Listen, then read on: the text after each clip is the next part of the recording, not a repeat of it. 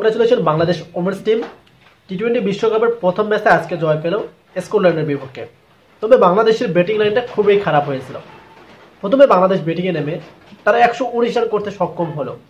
শেষ পর্যায়ে আমরা দেখলাম যে 107 রান করতে পেরেছে স্কটল্যান্ড নারী টিমটা এবং তারা 7টা উইকেট হারিয়ে ফেলেছে। এদিকে যে বাংলাদেশ ওমেন্স টিমের বোলিং লাইনটা এতটাই অসাধারণ হবে কে বা জানে। তবে আমরা দেখতেছি বাংলাদেশের মেন্স টিমেরও ব্যাটসম্যানদের দুর্বলতা এবং বাংলাদেশ ওমেন্স টিমদেরও ব্যাটসম্যানদের দুর্বলতা। হ্যাঁ, এটা অ্যাকচুয়ালি রাইট।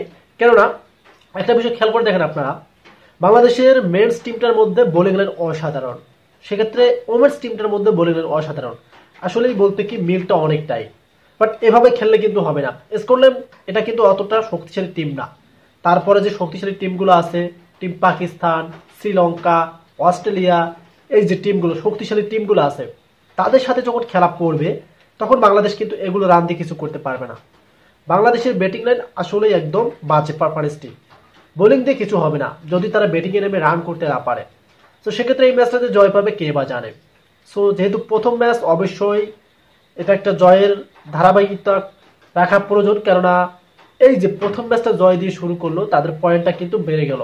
এখন যদি প্রথম অভিষেক ম্যাচটাই তারা হারতো তাহলে কিন্তু দিন দিন পয়েন্ট কমে যেত। সো যেহেতু টি-20 বিশ্বকাপ ওমেন্স টিম এটা স্কটল্যান্ডকে তারা হারিয়েছে, আমরা চাই দ্বিতীয় ম্যাচ যেহেতু পাকিস্তানের সাথে, পাকিস্তান টিমকেও যেন হারানো যায়। কারণ আমরা দেখেছি পাকিস্তানকেও হারিয়েছিল বাংলাদেশ। সেক্ষেত্রে অবশ্যই বাংলাদেশের ব্যাটিং লাইনটা আরও এগিয়ে নিতে হবে।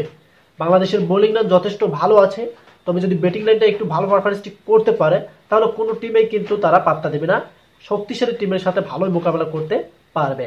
সো আজকের ম্যাচটা তো জয় পেয়েছে, দেখবো আমরা নেক্সট ম্যাচগুলোতে তারা কিরকম পারফরমেন্স করে।